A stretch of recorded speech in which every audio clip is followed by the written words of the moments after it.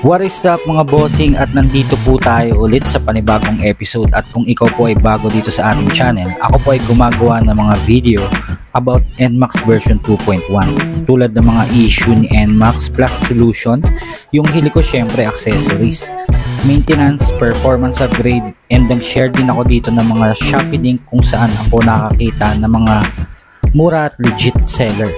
Kaya kung same tayo ng trip, ay mag-subscribe ka na sa ating channel.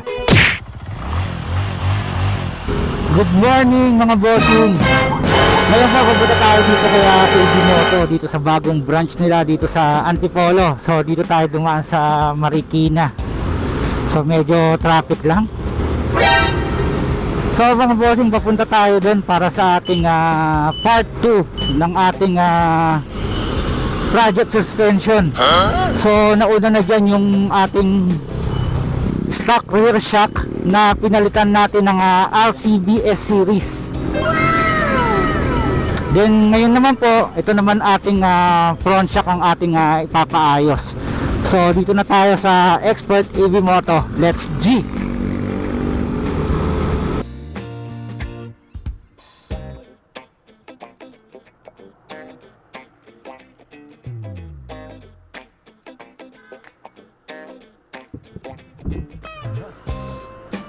Saan ako pwede mag-park?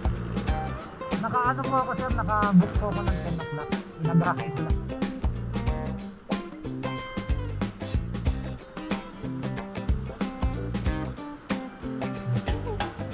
At finally, nandito na po tayo ngayon sa AB Moto Antipolo branch. Last time yung Honda Click ko yung pinaripack dun sa main branch nila. Ngayon ito namang NMAX natin. Same pa din ng sistema, tatanungin ka nila kung ano ang ipapagawa mo. Then magsasuggest sila ng level. Diyan nakadepende sa mga level na yan kung ano ang gusto mong maging performance ng shock mo. Ganun pa din, may customer lunch sila, may free coffee. Lupit din ng mga mekaniko dito, magagalang at approachable. Nakabook tayo ng 10 AM at habang nag-aabang, tumingin din ako ng mga suspension nila. Dito may RCB, may race power, Profender, and after nila gawin ay pinatesting muna nila sa akin. Ganun lang kadali. So mga bossing, all goods na po ang ating front shock. So na-repack na siya, powered by AB Moto. So doon pa rin tayo nagpa-repack, dito nga lang sa bagong branch nila. So ang level na pinagawa natin dito sa motor natin is level 3. Ang recommendation nila actually is level 4, pero nag-decide ako na hanggang level 3 lang muna siguro, yung pang heavy duty. Meron din, okay na rin naman yung level 1 tsaka level 2, kaso 200 lang naman yung difference nila, so okay na din to. Maganda kasi yung port oil nila doon, katulad ng dati kong Honda Click. So level 3 din yun yung ipinagawa natin doon sa kanya. Hanggang ngayon okay ang play niya.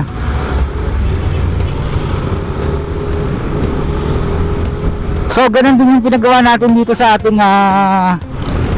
NMAX version 2. And meron pa silang ibang recommendation, yun nga yung palit ng front shock na na spring. Kasi mas maganda daw ang play nun kumpara dito sa stock na may pagkamalambot. So tinitesting ko siya ngayon, medyo pagka may mga lubak dinadaan ko siya. Then tinitesting ko kung ano nagiging diferensya niya. So upon checking din na-observe ko rin is nabawasan yung pagkamatagtag niya. So kailangan ko lang sigurong i-adjust yung ating rear suspension para tumugma dito sa ating front shock. So ang masasabi ko lang, okay naman yung shock nila. Ganun pa rin, pwede ka magpa-book, lalo na pagka kunyari tatrabaho ka. Pero sabi nila mas nire-recommend daw nila yung mga booking kapag weekends, kasi weekdays wala masyadong tao, weekends kasi marami daw silang tao. Then meron na rin sila dong mga rear suspension, meron sila dong Profender, meron silang race power. So marami, pwede ka dong mamili. Lalo na ngayon yung meron silang yung Profender, para meron yata silang promo. Raffle pala. Yung raffle nila, pwede ka manalo ng Vespa. So ayos na ayos. So dun sa mga taga rito lang sa Quezon City, pwede nyo dalawin yung shop nila dito sa Antipolo. Lalagay ko yung link dyan sa description. So all goods talaga pagka dun ka nagpagawa, kasi nga walang hula-hula dun. Talagang sukat na sukat nila. Kaya mabilis din yung gawa nila eh. Kasi nga hindi sila tansyahan. Talaga nakaprogram talaga pag level 1, level 2 ganito gagawin, level 3 hindi siya hula-hula na parang tinatansya.